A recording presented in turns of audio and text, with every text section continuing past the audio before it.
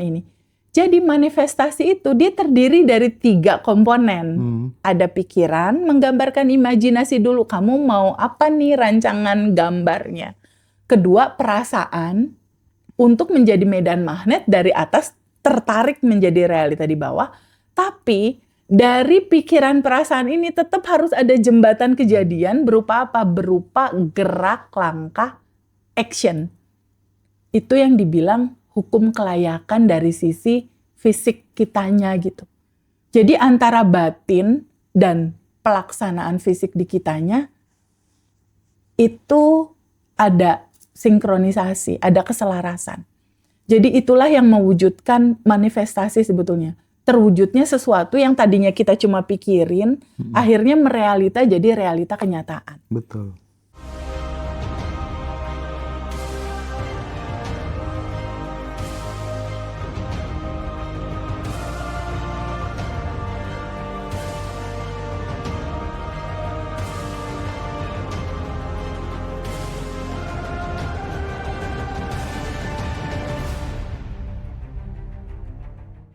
Pertanyaan yang menarik, karena hampir semua yang belajar atau masuk ke dalam ruang-ruang kelas, goals-nya itu manifestasi. Hampir sebagian besar seperti itu, ingin manifestasi. Dan manifestasi itu yang diinginkan goals-nya itu macam-macam tuh Mas.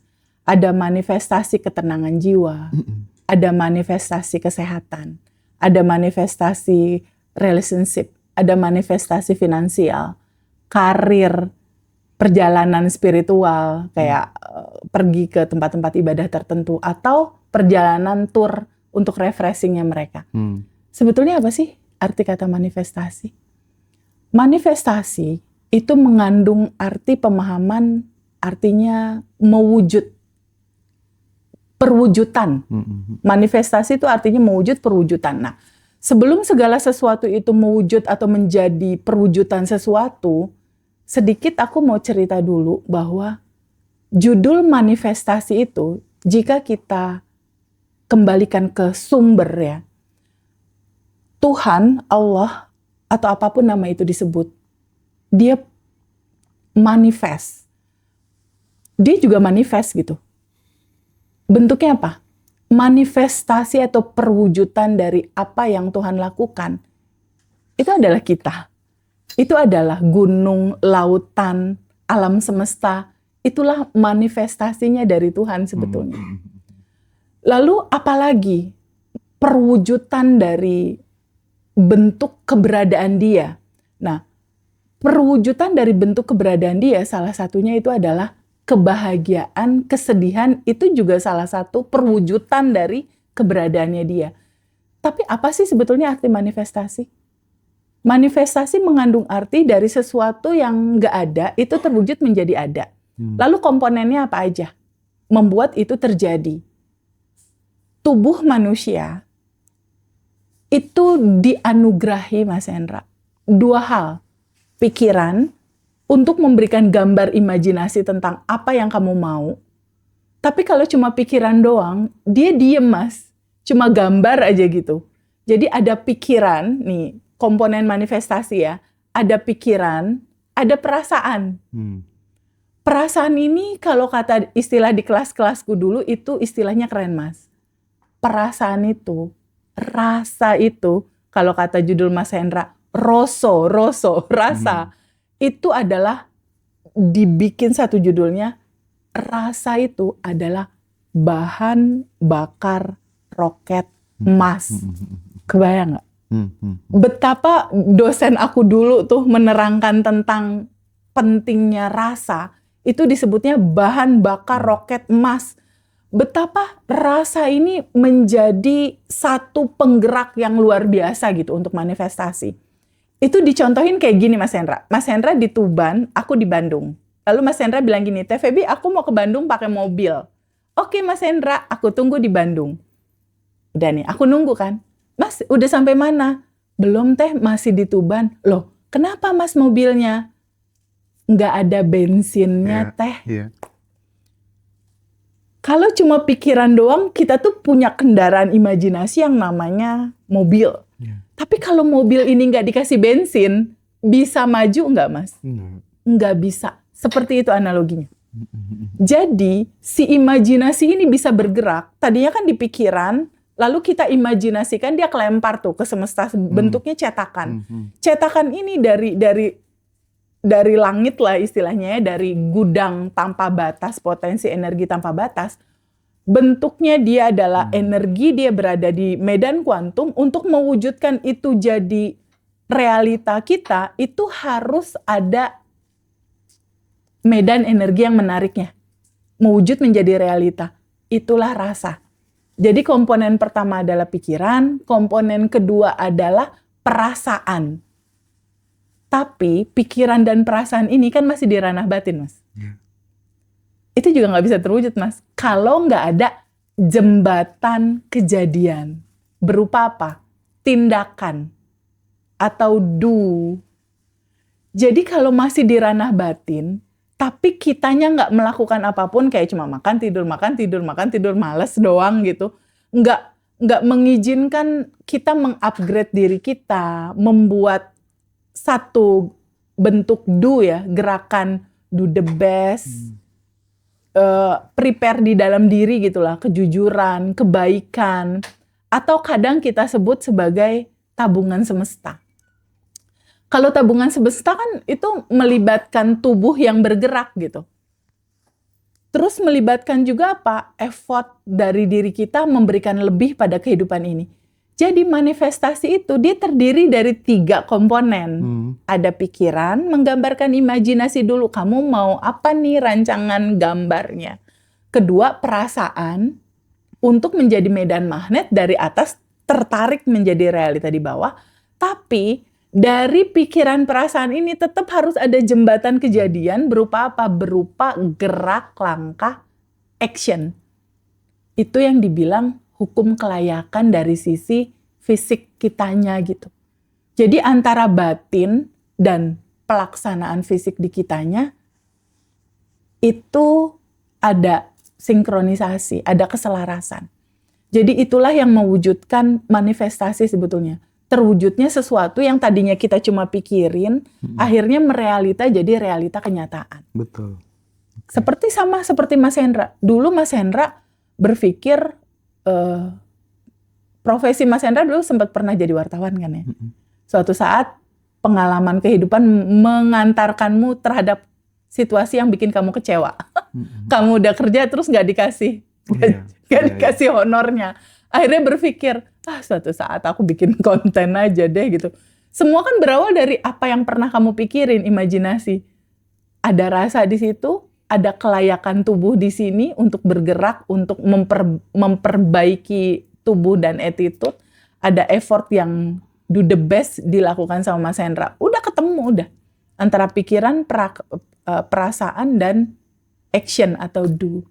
Jadi manifestasi itu adalah sesuatu yang tadinya cuma di alam pikiran, akhirnya dia terwujud menjadi kenyataan. Menjadi rumah, menjadi mobil, menjadi jodoh, menjadi pasangan. Apapun lah ya. Apapun, itulah manifest atau manifestasi.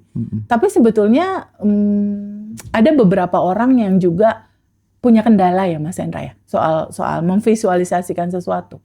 Pengalaman Mas Hendra gimana tentang situasi itu dari teman-teman kebanyakan kita? Aku setuju dengan apa yang disampaikan sama Teteh ya.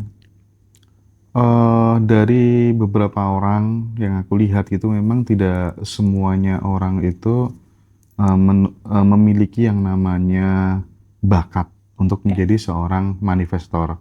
Tetapi semua orang bisa melakukan manifestasi, tapi tidak semua orang memiliki bakat ke sana. Nah, oleh sebab itu seperti yang disampaikan Teteh tadi, bahwa proses yang awalnya dari pikiran itu kan sebenarnya sesuatu yang kita pikirkan terus-menerus itu kan, misalnya aku nih orang susah gitu kan. Maka kan akhirnya mencari pembenaran kan, oh iya aku orang susah, akumulasi itu mengantarkan kita menuju hidup yang tidak ideal gitu.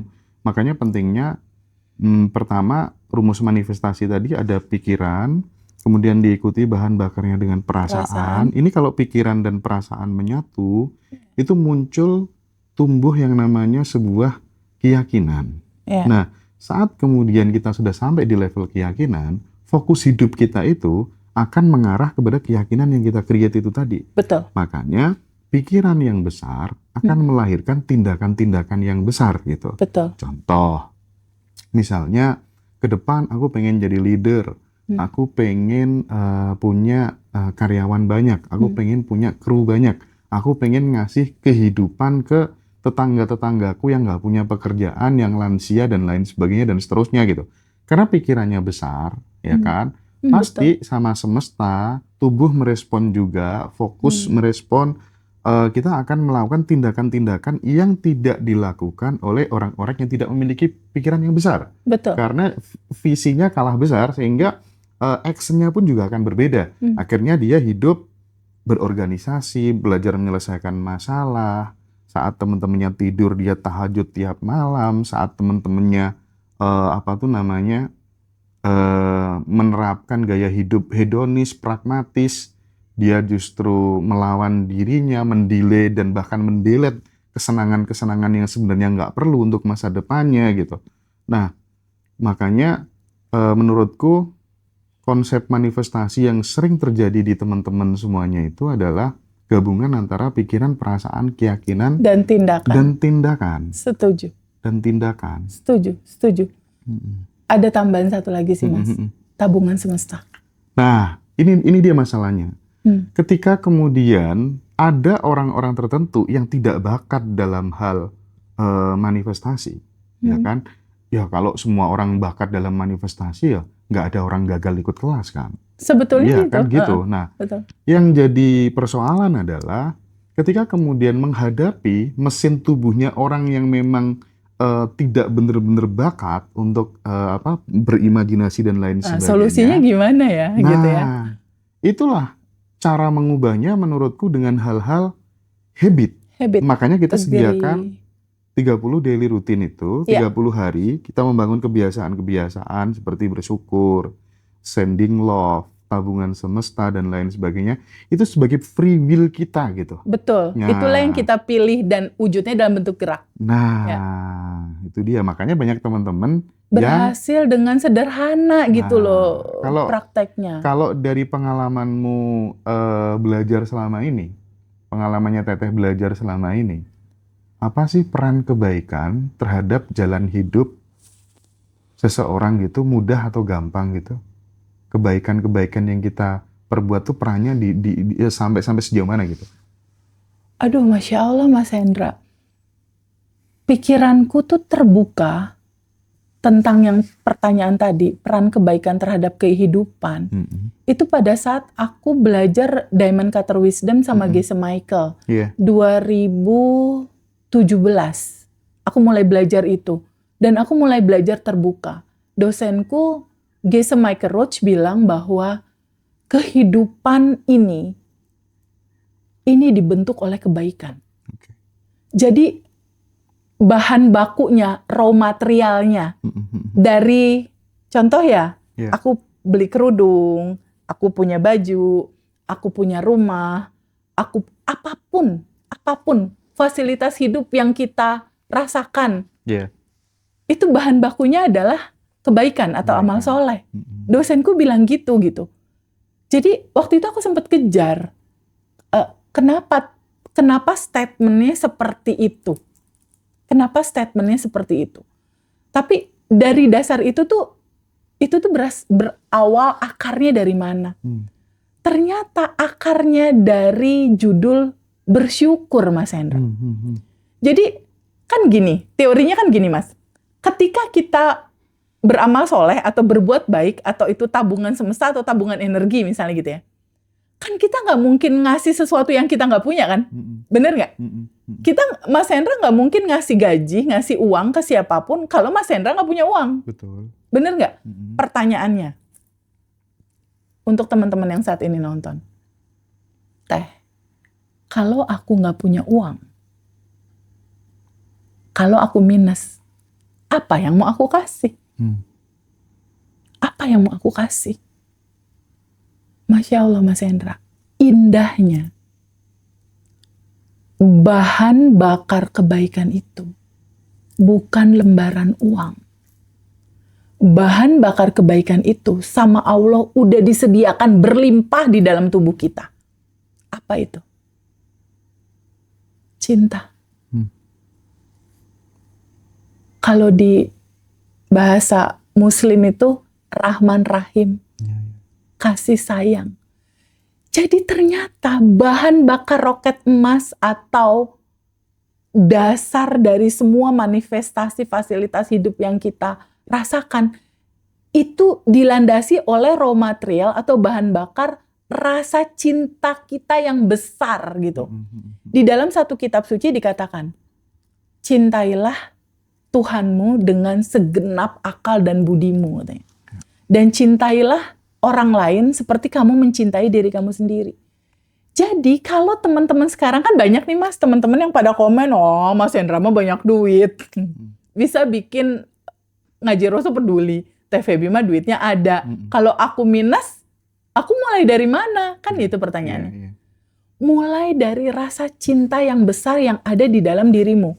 Karena cinta itu Mas Hendra, itulah naturalmu. Itulah dirimu, itulah sejatinya dirimu, itulah tubuhmu, itulah bahan-bahan dirimu. Jadi yang dikatakan sejatinya manusia itu adalah percikan ruhnya. Ruh tuh isunya cinta semua, Mas. Ruh itu isinya itu cinta tanpa batas, cinta tanpa syarat dia istrinya gitu. Jadi nggak ada alasan orang untuk tidak melakukan amal soleh atau kebaikan. Terus dari mana aku mulainya teh kalau pakai cinta? Pertama, seperti yang sudah dipraktekkan teman-teman kita Mas Hendra yang terlibat hutang banyak ya, ada 700 juta, 100 juta untuk orang tertentu kan gede banget Mas. Kalau yang nggak punya uang. Itu satu-satu testimoni utangnya udah pada lunas Mas. Mereka dari minus. Lalu alumni-alumni ini mulainya dari mana? Mulainya dari praktek mendoakan 10 orang setiap hari. Itu kan nggak pakai duit Mas. Itulah daily routine yang diceritakan di Abundant Revolution. Tapi nggak hanya itu. Praktek daily routine Abundant Revolution itu selama 30 hari. Selain mendoakan 10 hari keluar rumah, waduh warteg sepi. Ya Allah, warteg itu satu-satu ada yang beli. Dia merem, diimajinasikan ada yang beli, orang omsetnya naik, orangnya bahagia, sehat, berkelimpahan. Itu alumni Mas. Bahkan luar biasanya salah satu alumni kita yang ada di Swedia yang waktu itu datang tuh di acara reuni yang waktu itu dia ada masalah legalitas atau paper tentang visanya dia tuh selama bertahun-tahun nggak bisa selesai sampai dia putus asa. Yang dia lakukan apa? Sending love sama ngedoain 10 orang. Dan itu dia lakukan apa? Coba out of the box banget kalau menurut aku. Aku aja belum sampai melakukan seperti dia. Jadi habit dia dari rumah dia untuk ke tempat sekolah anaknya atau pergi ke rumah ibunya itu kan naik bus. Jadi dia duduk di bus, dia merem, dia doain semua orang yang ada di bus itu. Itu buat aku, wow, aku sendiri nggak nyeritain contoh itu, tapi dia mengeksplor sendiri gitu. Itulah cuma itu Mas. Cuma mendoakan 10 orang, lalu dia sending love-in orang-orang itu, dia sehat, bahagia, berkelimpahan. Sehat, bahagia, berkelimpahan. Itu kan cinta. Ketika dia melakukan di tubuh dia, contoh Mas Hendra melakukan di tubuh Mas Hendra. Kan kita cerita ya, bahwa di Abundant Revolution, itu selain mengenal siapa diri dia, bahwa diri dia adalah partikel cinta, diri dia adalah percikan ruhnya yang penuh kebahagiaan dan kelimpahan, bahwa dia adalah kelimpahan itu sendiri sebetulnya. Itu substansi yang pertama. Yang kedua kan secara sangat simpel sekali kita menceritakan bahwa realita hidupmu, kalau kamu punya pasangan warna modelnya kayak gitu, kalau saldo rekening kamu, kalau kamu lihat kamu masih narik napas, kalau kamu lihat bos kamu masih ngeselin seperti yang kamu rasakan dan lain-lain, kamu ngerasa gak nyaman nih sama orang-orang tertentu di realita hidupmu, hukum semesta yang kita ceritakan kan apa? Hukum cermin. Ini cermin, ini kamu. Hanya pantulan daleman kamu aja. Nah, hubungannya apa sama barusan? Ketika pantulan daleman kamu, ini pasanganku bikin kesel, ini pasangan aku bikin marah, ini pasangan aku bikin kecewa. Artinya kan di dalam batin dia ada kekesalan, ada kekecewaan, ada kesedihan, ada kemarahan, Mas. Yang belum selesai. Yang selama ini dia tolak. Sesuatu realita yang ditolak, itu kan looping-looping terus, nggak beres-beres. Nah, ketika habit berubah, ini the power of habit nih, Mas. Oke, nanti itu kita bahas di segmen kedua. Boleh segmen Tapi kedua. aku ingin garis bawahi gini deh. Dari obrolan kita itu aku bisa ngambil sebuah konklusi bahwa sebenarnya manifestasi itu bukanlah kita tuh menarik sesuatu yang dari luar ke diri kita gitu.